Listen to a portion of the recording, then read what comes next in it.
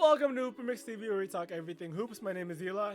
And my name is Pat, and we are just going straight to it since our topic for this video is so exciting. The Atlanta Hawks. They are playing out of their minds right now. They beat the Knicks, took down the Sixers, and now stole game 1 from Bucks' home court. With that being said, let's roll the intro and start this breakdown if they can actually win it all the way this year. Y'all ready? Let's get started.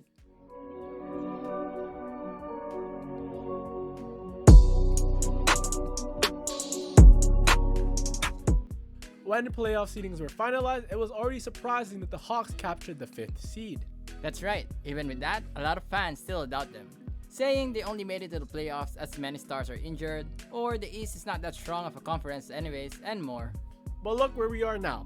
Sixers and Nets are now gone fishing, and the Hawks are now 3 wins away to get to the NBA Finals. That makes this season even more exciting. Other than Kawhi, we will have a new star raise that Larry O'Brien trophy. Will it be either PG-13, Trae Young, Giannis, or CP3 and Booker? Amazing stuff. Can Trae Young actually lead them to a championship? Maybe, and here are the reasons why we think he can. First, let's start with their team composition. And obviously, we have to start with their budding star in Trae Young. Trae averaged 25 points and 9 assists during the regular season, and have even improved that in the playoffs to 31 points and 11 assists. That's crazy. He is just playing out of his mind right now, and if he keeps playing at this level, they can potentially beat anyone. Agreed. And now, let's go to his supporting cast. First, he got his partner in crime in the hyper-athletic forward in John Collins, who's averaging 15 and 9 during these playoffs. They have unbelievable chemistry and trust in each other that they just bring out the best in each other. I mean, look at this. And then we got Bogey and Herter, who can just give them a burst of scoring output on any given night. Herter played amazingly in that clinching game against the Sixers when Trae was struggling. Off the bench, they got Gallo and Lou Will, which gives them that veteran experience and also someone they can rely on when the pressure gets on. As well as the rebound and blocking guy in Clint Capella, who has been an important piece of the Hawks since acquisition. Great mix of role players, budding stars and veterans. Now you see the result. A deep, unexpected playoff run. Hawks front office looking like a genius now after all the moves they made. And now to the exciting part, the playoffs. Why are they so successful? I'm sure there are a lot of factors, but in this video we'll keep it short and give you 3. First, and the most obvious, Trae Young's showings on this playoff is just nuts. Both Knicks and the Sixers, which the Hawks both knocked down, were known perimeter defensive teams, but Trae were still able to get his buckets. When Trae got into the league, his game was comparable to Steph Curry, a guard who focused on team play and shooting a lot of threes. He's still young and haven't fully developed his game yet to be in par with Curry and Lillard, but confidence-wise, he is up there along with them. He's playing in these playoffs like he's been here before, even though it's only his first playoff appearance. He always had a chip on his shoulder in terms of the comparison with him and Luka, and how the Hawks probably made a big mistake.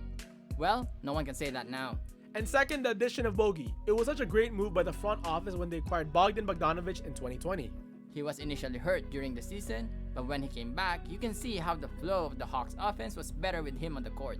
Having another shooter on the team along with Collins and Herter, who spaces the floor, makes them even more of a threat when Young penetrates inside.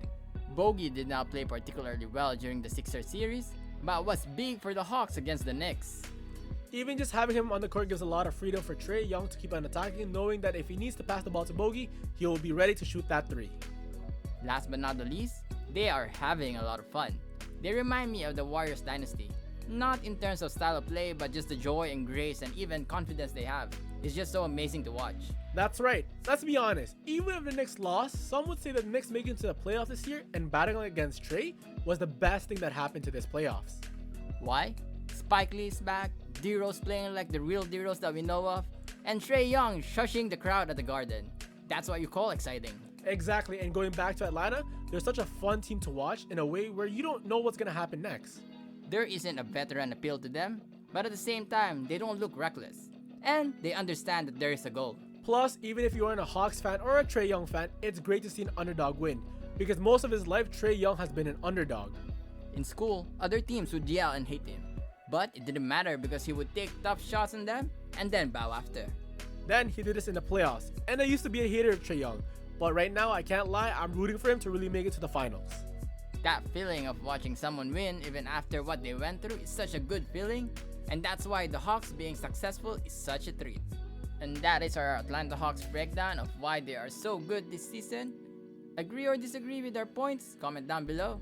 And do you think the Hawks will beat the Bucks and eventually win a championship? Well, I hope they do. Anyways, that is our video. Hope you all enjoy and see you next time. Trae Young, take another bow.